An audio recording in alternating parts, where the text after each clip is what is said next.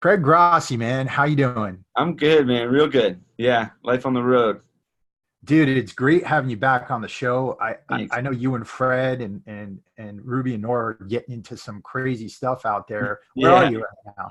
Right now we're in Jackson, Wyoming. We rented a little cabin for the week. We kind of got to get caught up on a lot of work. We got some new exciting Fred kind of merch coming out. We came up with this new line. We're calling it Semper Fred, and so everything is That's awesome. instead of Semper Fi, it's Semper Fred.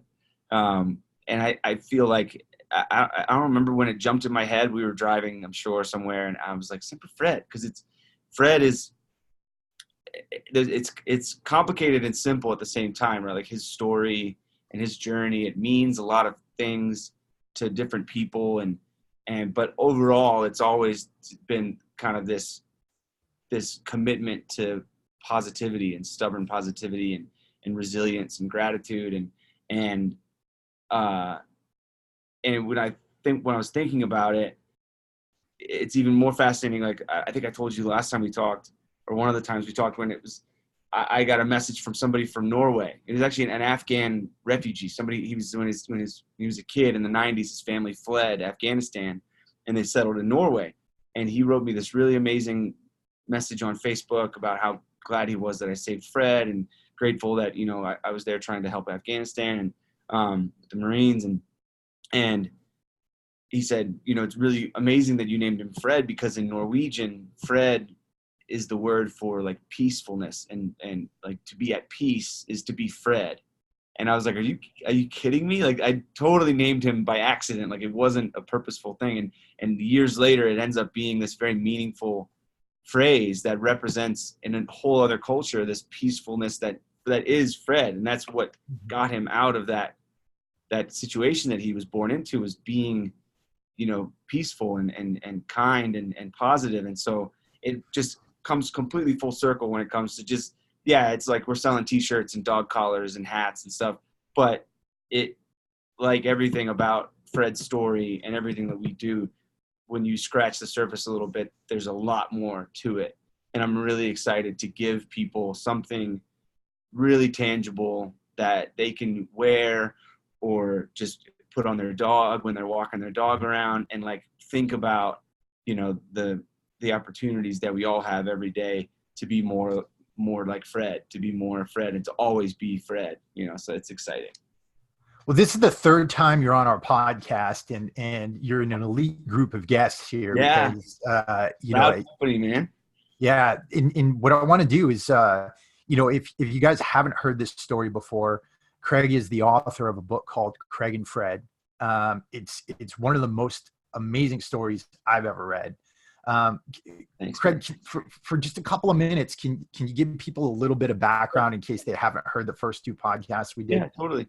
Yeah, so I was in. It was actually, what's really cool is a couple days ago, November 22nd, was Fred's 9-year anniversary of. He beat me home by a couple months, so he made it to JFK Customs and November 22nd of 2010, and so backing up a couple months, it was like early October, late September of 2010. I was a counter intel, human intelligence HET guy. For anybody that's familiar with Marine human intel, we call ourselves HET.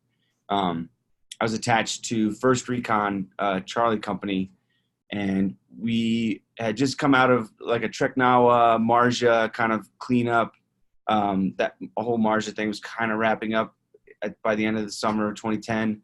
And I kind of managed to really earn my spot within Recon. They don't like a lot of attachments. They don't like anybody that can slow them down. And but they like having me around because I just liked talking to people, and I was never afraid of patrol, and I was ready to go. Just give me a rip it and some Folgers crystals. I'm ready to rock. And so they made me kind of a permanent attachment to their headquarters element. And so we started getting briefed on Sangin and everything. Like it was the first time I'd seen any of these recon guys kind of nervous, because these guys had Fallujah time, Mosul time, like all over the place. And everything we're hearing about Sangin was really scary. I mean, the numbers of the Taliban were unlike anywhere else in the country.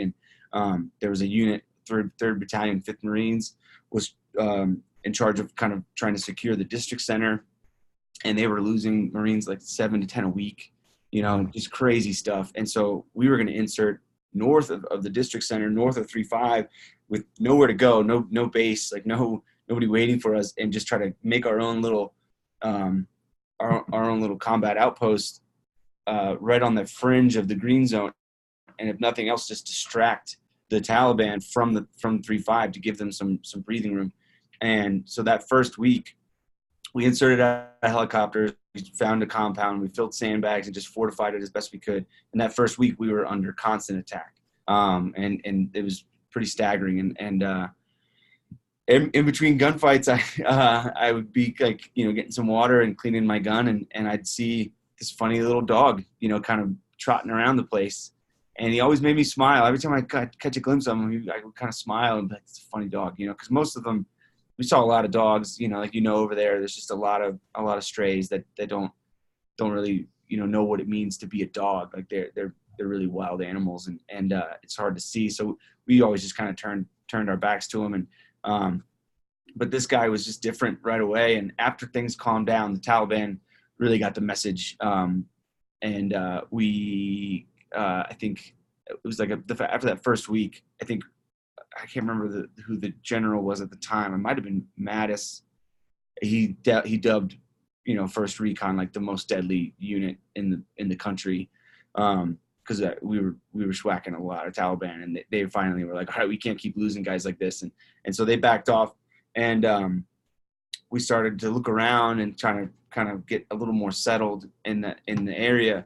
And I pulled out my computer. It was the first time I could really get caught up on my reports, to kind of relay back some of the realities from the battlefield.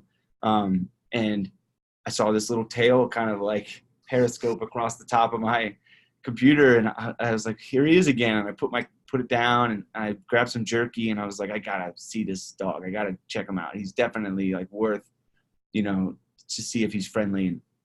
And I got a couple of feet from him, and I almost turned around because he was covered in bugs and ticks, and fur was all matted. I could see his rib cage. I was like, man, this dog's, he's not gonna, be interested in you. He's not, clearly hasn't been taken care of before.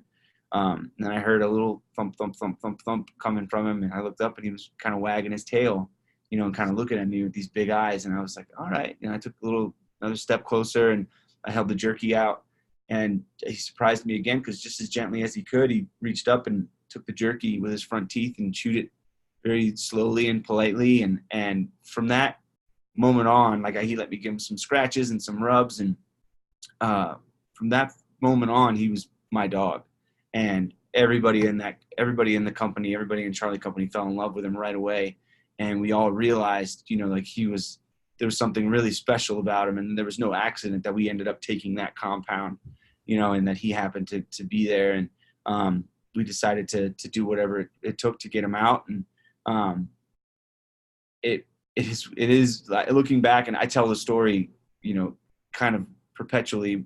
The book has been out for 2 years now, but we've kind of continuously toured because people love hearing the story of, for so many reasons. And that's why I keep telling it, is because I think every time I tell it, somebody takes something away from it that I'm not intentionally putting in there. It's just, they go back.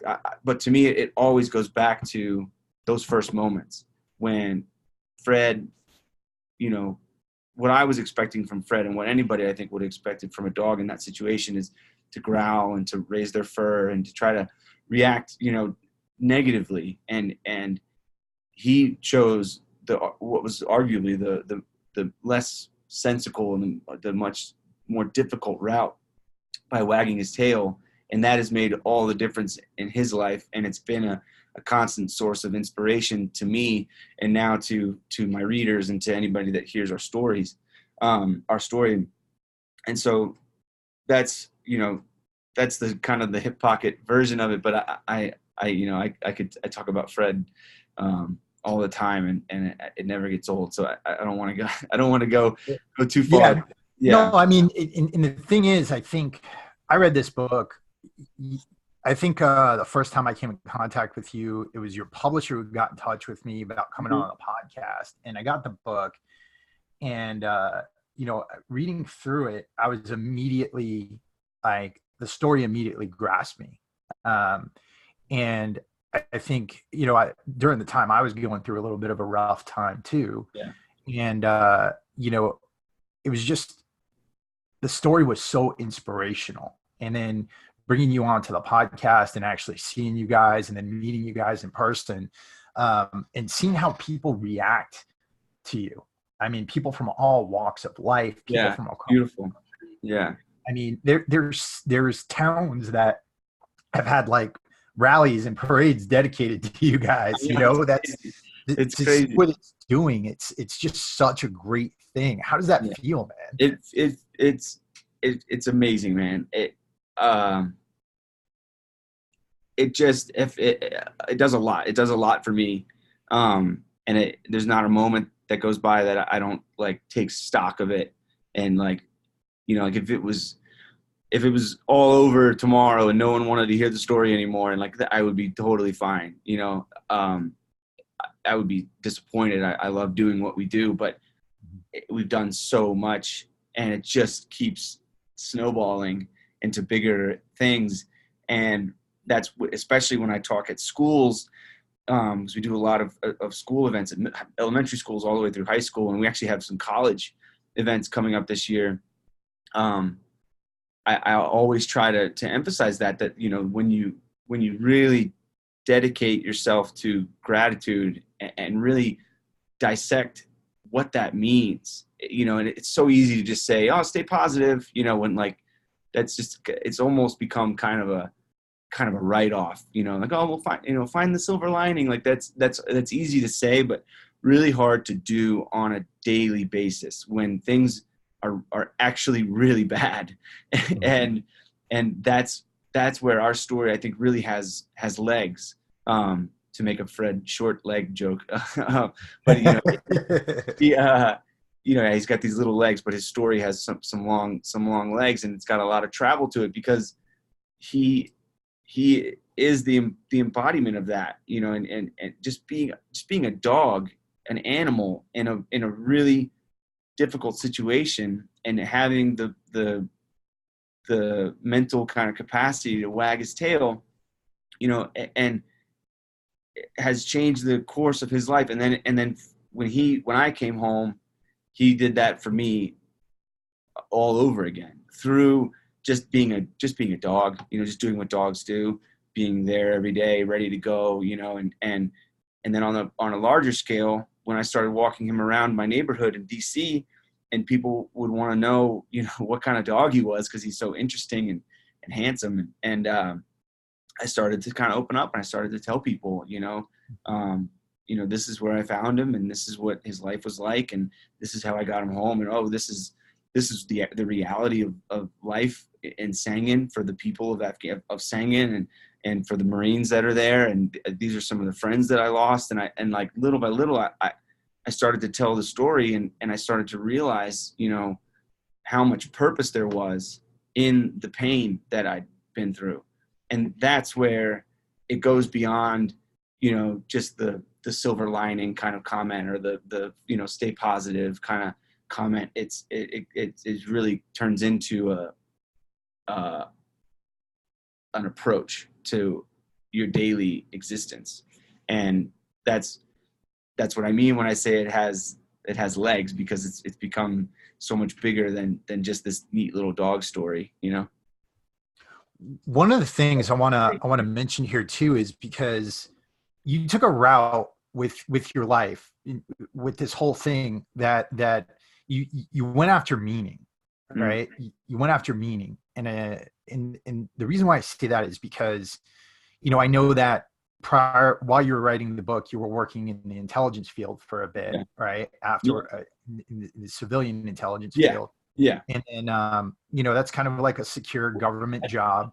And then from there's Fred. What's up, buddy? What's up, buddy? He's sleeping. And then from there, you took a big risk to take this story to the public, right? Yeah. And I know you went from working intelligence, you're working retail for a while, Yeah. well, right, trying to get this book out, trying to get everything together. Um, that's an amazing thing, and I think in today's day and age, like we grow up with this idea we've got to pursue goals, and those goals have got to be centered around making money and doing all these things. But you took a very different route there. How was that for you?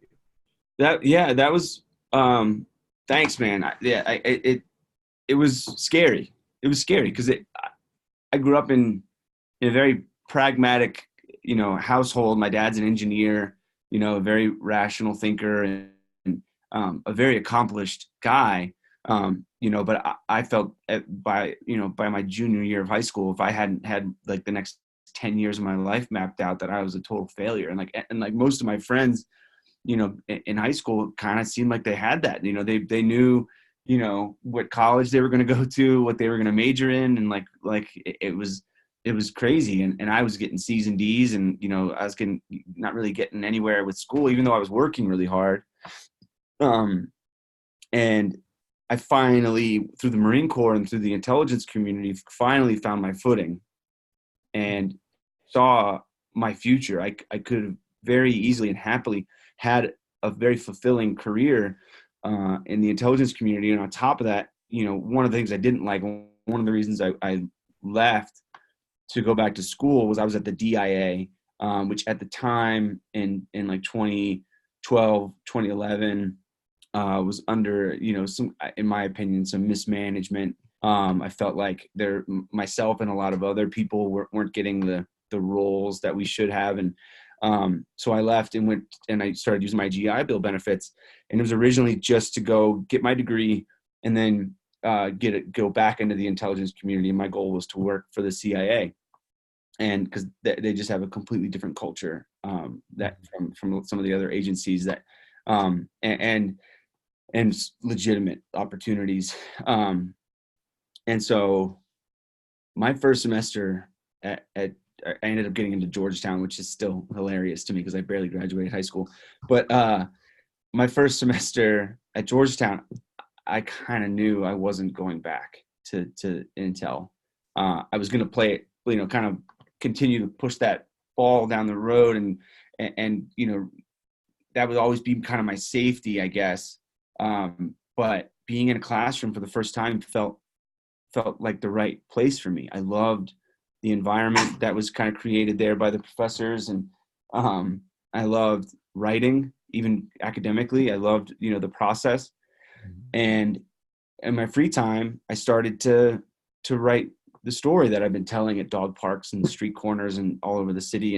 And the more I wrote the story, the more I realized, like, wait a minute, like this is so much bigger than me, and I started to kind of overcome a lot of the barriers, I think, that we as people, and especially us as Marines and veterans, really put in our own way. These barriers that are kind of important when it comes to being a part of a unit and turning wrenches and filling sandbags and digging holes and returning fire, and coordinating. You can't think about your own needs and your own wants and your own dreams. They kind of beat that out of you by necessity. And I think that's the biggest thing that we can overcome when we get out, is to realize, that that's not how most people operate. Like, most people think about, what they want. They don't think about, the diminishing their own accomplishments and talking, and talking down their own goals for the greater good. It's not selfish to want to pursue, something that you have a dream about. And that was kind of what I was starting to overcome when I went back to school.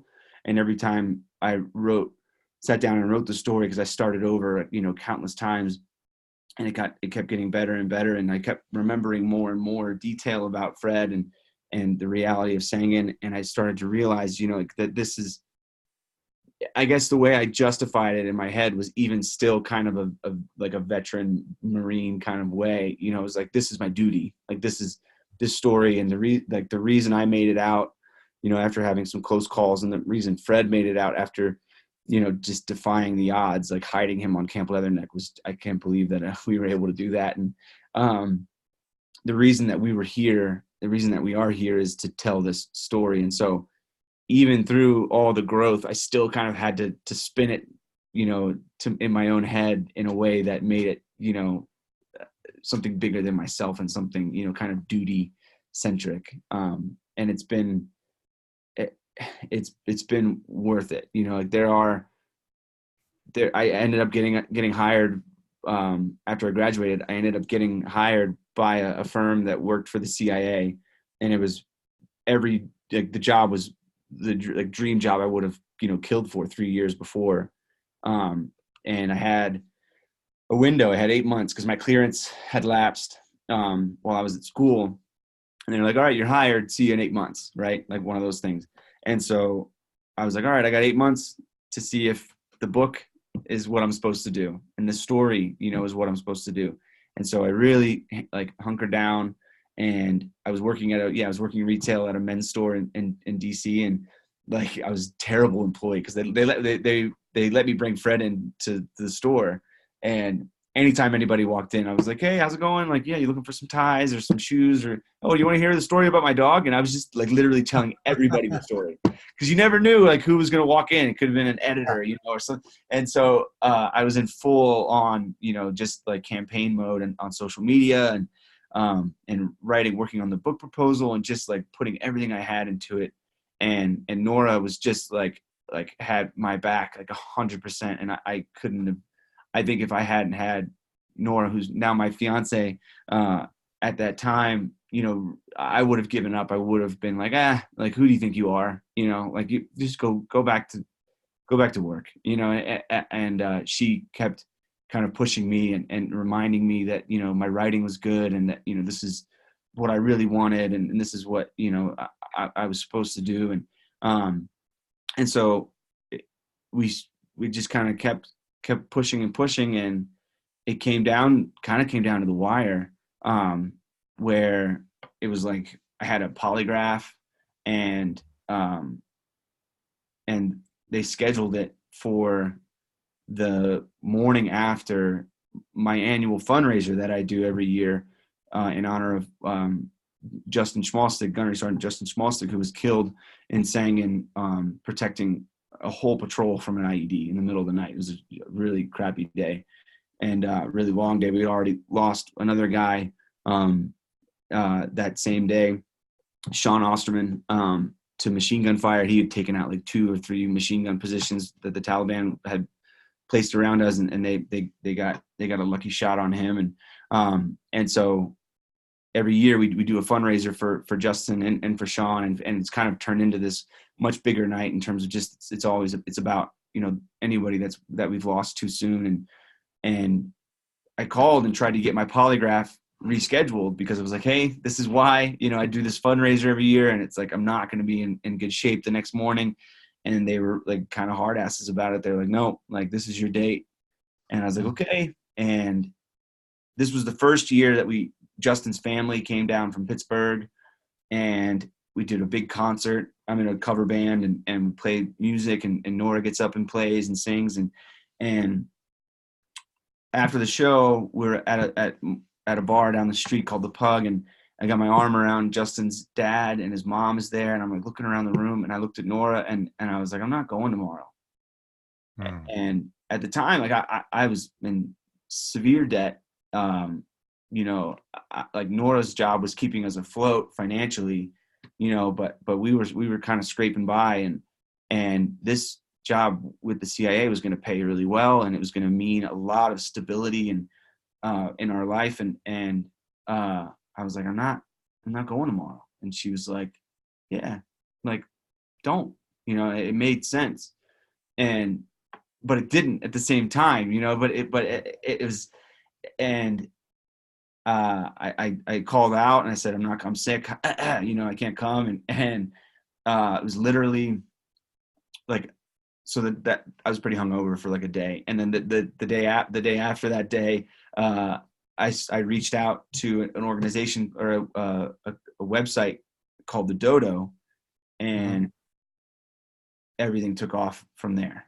And I had already reached out to like a ton of different online platforms, you know, that kind of run viral stories. And I'd reached out to local news media around DC, you know, trying to get somebody to do a piece, you know, on Fred. And I'd kind of already written it for them. I was like, kind of handing it to them, like, here, you know, here's this great story about me and my dog. And no one was really biting. And I found the dodo, and like I was on the phone within an hour with one of their writers, one of their reporters, and they did an article. They linked all the pictures to our social media, and then they did a video, and the video got like 20 million views in like 2 days.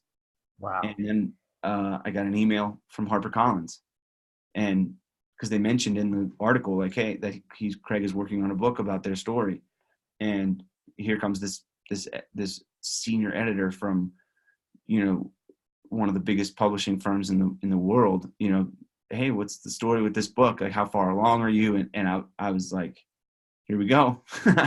You know, and it's literally since that video, since that moment, since I looked at Nora, you know, that night and said, I'm not going, you know, like, it's been this incredible trajectory that hasn't really slowed down.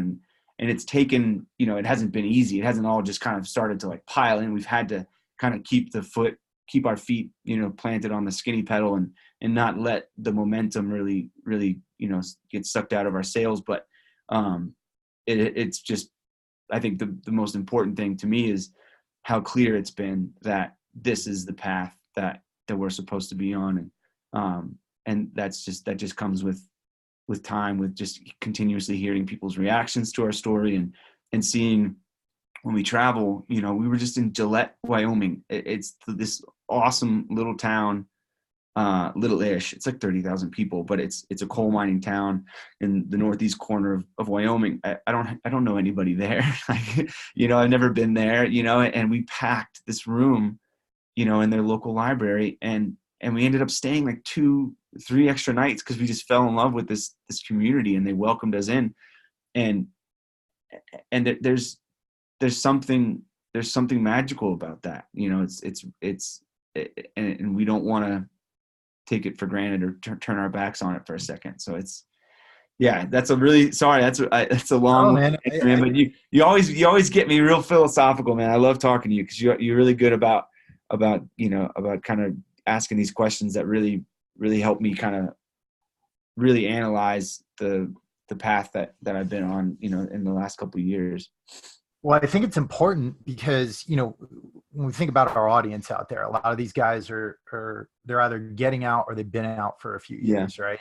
And when you look at life and you're trying to make sense out of things, right? And you go through the military, it's supposed to be this huge thing that you go through, and then you get out, and honestly, a lot of times getting out is anticlimactic, right? Yeah. Right. There's no, like, parade for you. There's no like No. anything. And you know, there's a combination of things that go on. Number one, nobody's going to hand you a guide and say, all right, this is what your next mission is. This is what you got to do. Yeah. And then there's a lot of pressure that's also there that says, okay, you got to go and you got to do this. You got to go to school, get a secure job, settle down, and things like that. Right. But the problem with that is that a lot of guys do that, and then they end up being extraordinarily unhappy, Mm-hmm. right? And it's because you don't have the meaning that you did while you were serving, Right. right? You don't have the meaning. And the thing about meaning is, like, you can't just create meaning. Like, it's got to come from facing some kind of struggle. It's got to come from, you know, standing up for a cause that's bigger than yourself. Mm-hmm. And the cool thing about you is that you recognized it with Fred. You know, you recognized it with the story you had, and what this story could mean to people. And I think Mm-hmm. that's why you're in such a good place right now. Yeah, man. Yeah.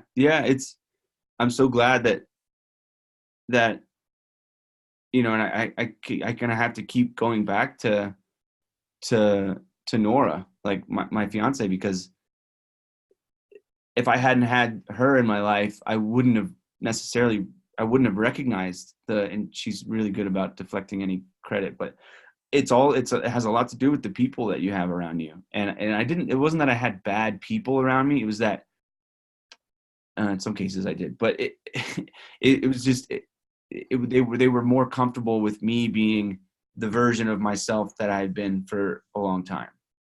And that and they were in some cases, even people that you're really close to, they're afraid for you and they don't want to see you fail, and so they'll try to keep you kind of in a box, kind of in this little definition, of who you are. And Nora, saw something bigger. She saw, you know, in a way, she saw who I was before the Marines and before all this stuff, and that's kind of who I've become now. Because in high school, like, I never missed a chance to jump on a stage. I did the morning announcements every morning. I was the annoying, like, happy kid at like 7 a.m. I was like, waking everybody up with, reading the weather, and I was just always having fun. Never really cared about what other people thought about me, and could make fun of myself, like till the cows came home, and laugh with everybody. And that I kind of lost some of that through the Marines, like we talked about a minute ago, just kind of how they have to kind of, beat that individuality out of you by necessity. But I've found that again. And I don't know if that's the key. I don't know if that's what every veteran needs to do when they get out, if they need to retrace their steps and go back to who they were before they joined, because they might not like who they were before they joined. They might like the things that they've become, through their service. And so I guess the real path, the real ticket is to just be honest with yourself and try to identify the decisions and the people in your life that are influencing those decisions that aren't necessarily consistent with what you want. And that's where it gets a little scary, because that's where, you have to kind of stand up and create boundaries with people and really stick to your guns. And that's gonna create problems. But down the road, when you've opened your own, lemonade stand or donut shop or, CrossFit gym or whatever, and it's 5 years later and you're content and happy and fulfilled, those people they'll come around. And if they don't, then if somebody can't be happy for you when you're on your own journey and you're on your own path, and then they don't belong with you on that particular portion of that path, and you hope that they'll catch up, at some point, but you can't let them kind of slow you down. You have to really, but the first step is identifying, what you really want. Right. And it's also got to be about, like, it's also got to be something that's about more than you. Right. It's got to be about something that's more than you, because I could say just from doing this podcast, like, when I first started this out, I was like, is anybody listening to this? Is anybody getting anything from this? And the thing is, what drove me is understanding that, there's people listening to it. It might be a few people, but they're getting something out of it, you know? And that's the big thing. Like, you can't just go through life and say, okay, I'm going to set this goal because it's going to lead to an increase in my retirement account, or I'm going to do this, or you have to see to your responsibilities. But at the same time, if there's not meaning there's not going to be happiness. Right. Okay. Yeah, that's right. Yeah. You have to, there's always going to be the back and forth about, like, what's rational, what's practical. And there's always room for practicality. Like, no one's telling you to like sell all your stuff and live out of your car, like it's, you can still kind of have one foot in the practical path while experimenting and kind of, sending out, kind of feelers to, different things that you might want to do, and different paths and different journeys that you might want to take. And when one of those grabs, you're like, oh, here we go, and you'll know. And that's kind of the way that it's gone for me. And it's just, I'm always just so cautious about telling anyone, what to do. Cause it's like, and you see this all the time. I'm sure, like people are so sold on one journey and like one kind of like, when you get out, this is what you do. Like, and we hear that a lot when we get out and when we're in, and it's just, it's fascinating to me that anybody could ever, no matter how successful, could ever stand in front of a group of people and tell them, what to do with their lives. Like it's so, it's, I don't know. I don't know, how you can have that much authority, but. Yeah, and I think people are like vampires, right? So we want to convert people to our line of thinking, no matter what it is. Yeah, that's good. I like that. Yeah, I mean, it's true. You see it all the time. Right. You see it out there on social media. You see it, with your friends. People want other people to be like them, and it's a dangerous thing to get into because it can happen like that. You don't realize it, right? Right. Yeah, and it's, this is kind of exciting. I can't believe I haven't mentioned this already, but I'm officially working on my next book. And you just made me think about it because the whole theme of it and the title, actually, they let me pick the title, which is kind of rare. Usually the publishers like to do that, but it's going to be called Second Chances. And it's kind of goes into what you were just talking about, and the idea of everybody trying to be like, emulate other people, and us trying to kind of get people to emulate our path and our journey. And for the last year, I've been volunteering with incarcerated veterans at Maine State Prison. And I kind of got my foot in the door up there through Fred and through our story. I went up there to the book club, the prison book club, read Craig and Fred. And I went up there to just talk to them. And when I left that day, I was hooked. Like I was like, there's something special going on here. Cause I worked in prisons for 4 years. My first 4 years in the Marines, I was a corrections guy.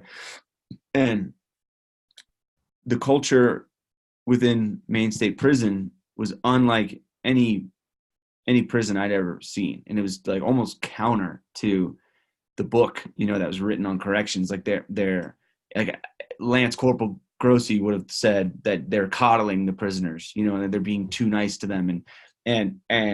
But that's the reason I jumped onto this is because it all comes down to this guy named Randy Liberty, which is the greatest name in the history of names. And he's the warden at the time. Now he's the commissioner for the whole state, but he's a veteran, Iraq war veteran, retired sergeant major from the Army.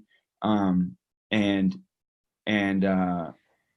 his dad was incarcerated at Maine State Prison. And one of his earliest memories was he was like 6 or 7, was going to visit his dad at Maine State Prison, and with his mom and his other brother. And his whole life has been, trying to break that cycle within his own life of kind of poverty and crime, and also doing it for others.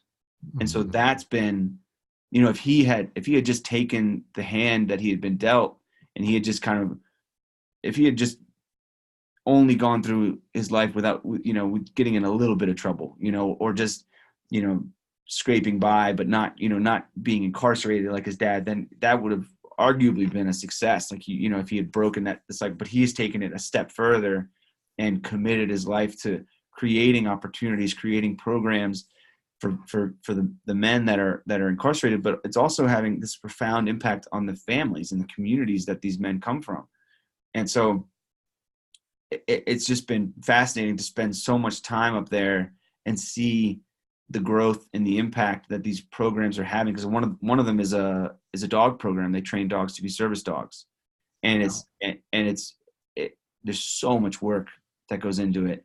And in order to get the opportunity to even do that, the men who are incarcerated have to defy a lot of the expectations that prison life puts on you, because there's a culture in there within the inmates that is very counter to, you know, the work that is being done with the dog, because it's a lot about patience and love and understanding and kindness and patience again, because they get these dogs when they're like 8 weeks old, they're like puppies, or not 8 weeks. I don't know, it's like a couple months old. Like they're just these goofy little puppies, and you see these big, tatted up, like, you know, cons, you know, working and speaking in like puppy talk, you know, to these dogs, and over the course of 18 months, they take them from these little sloppy little pups to these highly trained tools, appendages that will, you know, will go on to change the lives of people that they might never meet.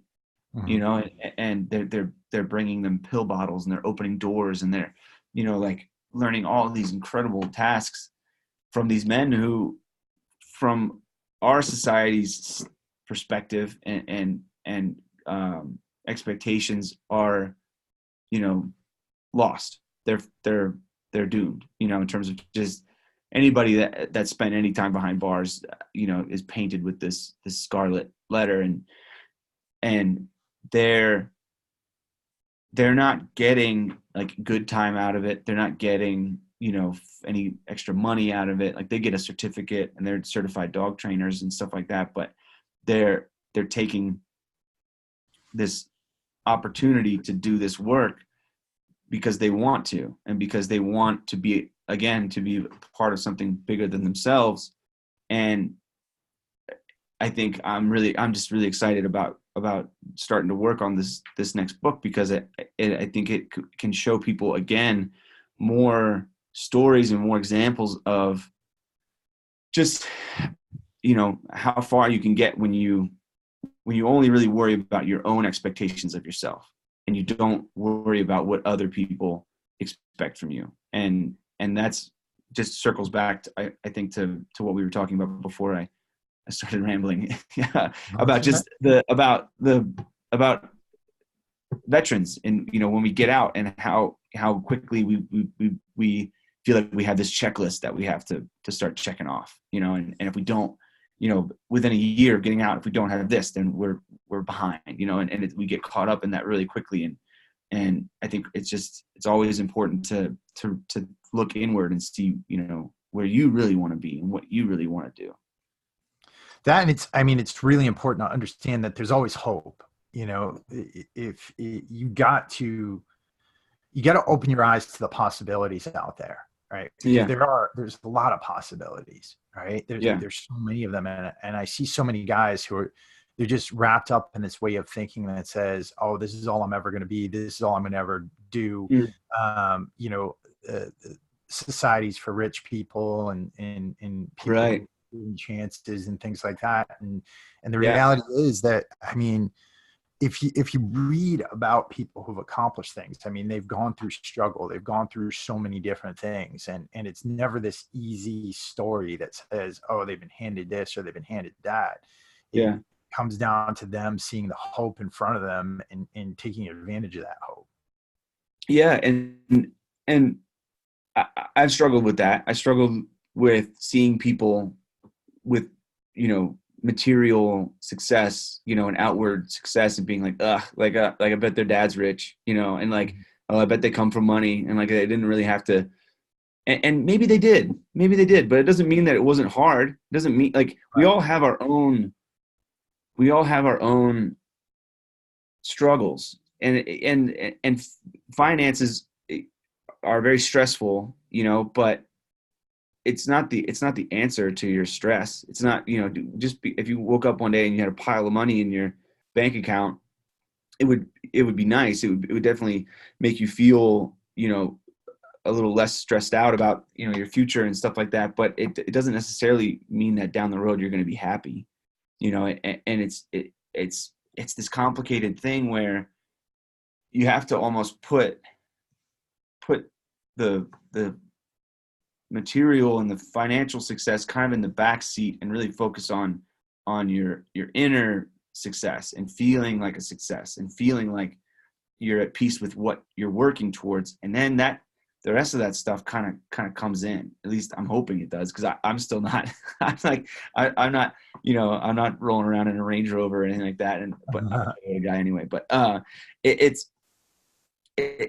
it's this complicated thing, because like, and I've had fellow veterans kind of assume things about my books and my success, like, oh, because I bet you had a connection, right? You had a connection. I'm like, no, I didn't. Like, I literally was just throwing my story out there, and literally just like, yeah, like I have a really great agent, but even in the literary world, having a great agent that has your back 100% will only get you so far, and it's really just comes down to that tenacity, and to really staying true to your goals, and not compromising, that stuff. And it, that was the kind of looking at other people's success for a long time was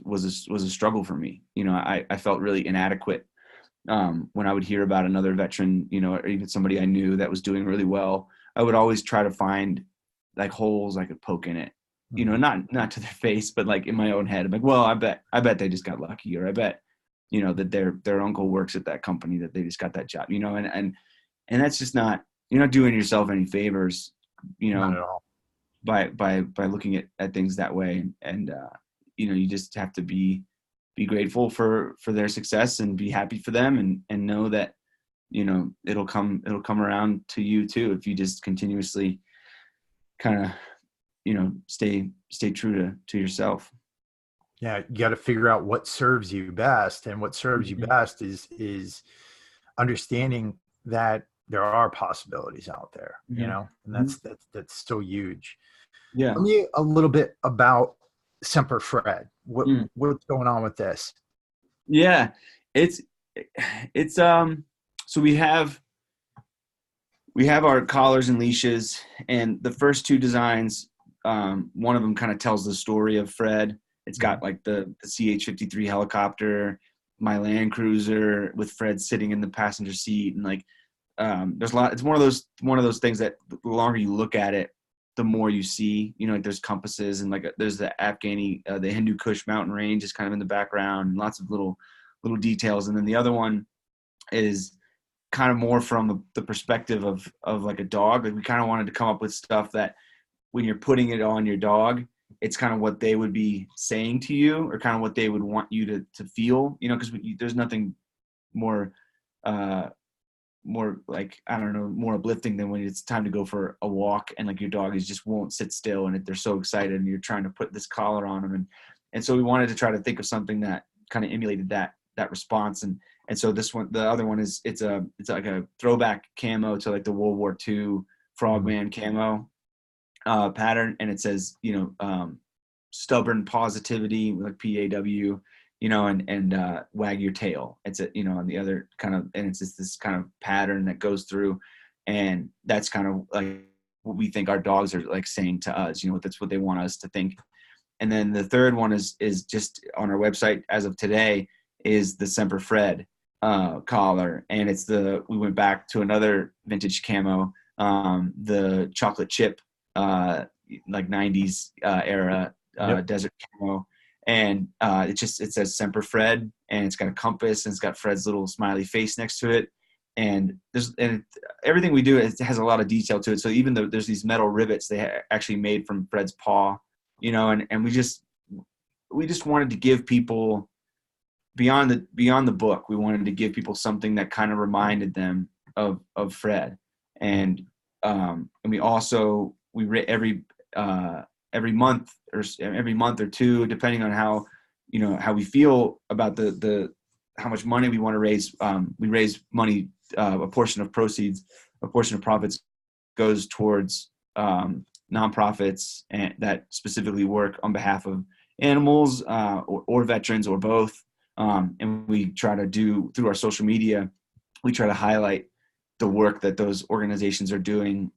Most recently we did Team Rubicon, because it was after the big storms that hit, this hurricane season, and another one, a lady that rescued a ton of dogs down in the Bahamas. I can't remember the name of the organization now, but we every month we try to highlight a different organization. A lot of them we've worked with personally, and so yeah, it's just another way to tell the story and to share the message of Fred, and to connect people, because it's fun to hear, people come up to us at our events, they're like, oh, I wore my Fred shirt to the gym the other day, and somebody asked me, who's Fred? What's Fred? And I got to tell them, and people really feel, like they have some ownership over the story, and they love telling people that haven't heard it, and that's really fun to hear and fun to see.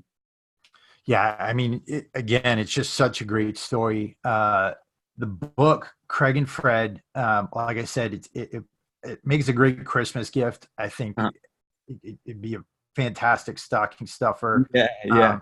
There's an adult version and a kid's version that's out there. And, I just got to say, I'm so glad that you did this, and I'm so glad that you're putting this message out there to the world. It's great to have read it. It's great to have had you on the show. It's great to know you and to call you a friend, man. Oh, brother, thanks, man. I remember our first time. I was in Connecticut actually, and on the initial book tour for Craig and Fred, and they said, oh, you're going to be on the Warrior Soul podcast. I was like, that sounds awesome. Like, I can't wait for that. And we just geeked out for 2 hours. It was just this instant, and it was really cool to talk to you, because you were the first kind of first veteran centric kind of outlet that I talked to about the book and about the process. And you've actually given me a lot of internal kind of talking points, because you recognize the practice that I was doing at the time, when I was working on the book, of kind of throwing myself into it and seeing, down these different paths and these different avenues and these different opportunities, and seeing what worked. And I didn't really think of it like that, but that's exactly kind of how I went about it. And so it was kind of, it means a lot to me that you were able to kind of put into words, from your own, just from reading our story, how I went about it, because it's helped me kind of visualize it, as I've continued on. So thanks, man. You're doing incredible things for me, and for any veteran or anybody that listens to your podcast or follows you on social media. It's just, we can never have enough of what you're putting out there, man. So thank you. Thank you, man. And where are you guys headed now? So you're in Wyoming right now. We're in Wyoming. We're holed up in a little cabin in Jackson, and having a good time. And we're headed to Denver. We have a corporate event in Denver on December 1st. And then we're heading back across the country. We're going to stop in Omaha and meet up with some of the guys I was in Afghanistan with, meet up and do a little hunting trip outside of Omaha, Nebraska. And then DC. We're going to be in DC the whole kind of week leading up to December 13th, because December 13th is a Friday, and it's our annual fundraiser. It's Schmalz Fest. And this year, every year it gets bigger and better. And this year we've taken a big leap. We're at a much bigger venue. It's in Georgetown. It's called Gypsy Sally's, and it's just going to be another incredible night, because we can pack this place. I think it's up to 300 or 400 people capacity, and we're really just pulling out all the stops and just going full throttle into Schmalz Fest, because this is a big year for it.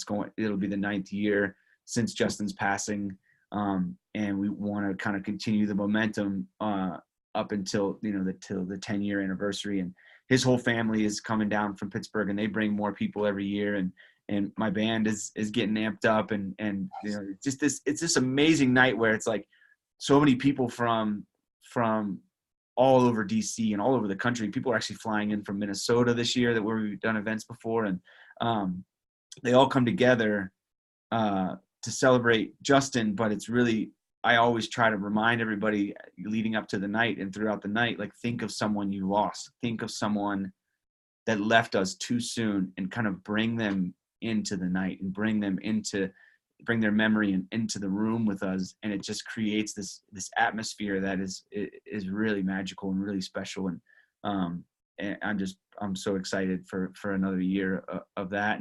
And so, yeah, we'll be, and we're raising money for Semper Fi Fund this year, which is really exciting. They're just an incredible organization.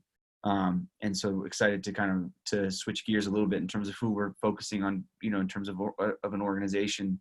And then we go home after that for like 3 weeks, and then we hit the road again. We're going to New Mexico, Phoenix, Vegas, and then we're actually kind of probably be in Cali at some point, so I'll try to link up with you. But we're going to get together, man. Yeah, go do a hike or something like that. Yeah, awesome.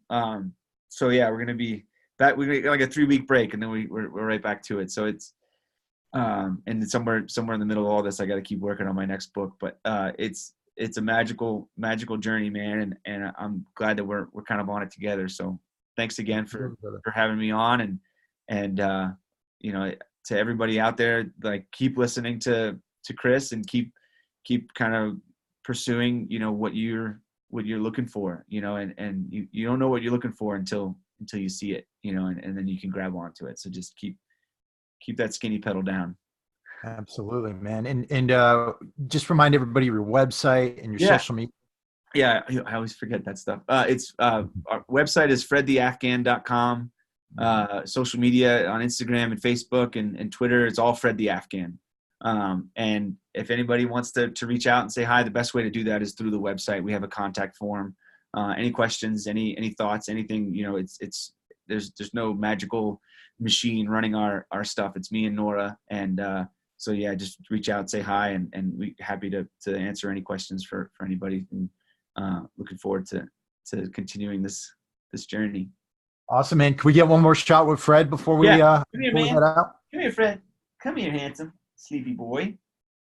Come on. Oh, he's stretching. All right. Wow. Very nice. Come here, a little closer. Thank you. Oh, there he is. Oh. Get a little selfie here. What's going on, Fred? Nice. Oh, sorry. Can I wake you up? Yeah. Good dog, man. Yeah, dude. Awesome. Yeah, he's one of the most handsome dogs I've ever seen. He really is. Oh, that's stinky. Oh, you got stinky nap breath. Wow.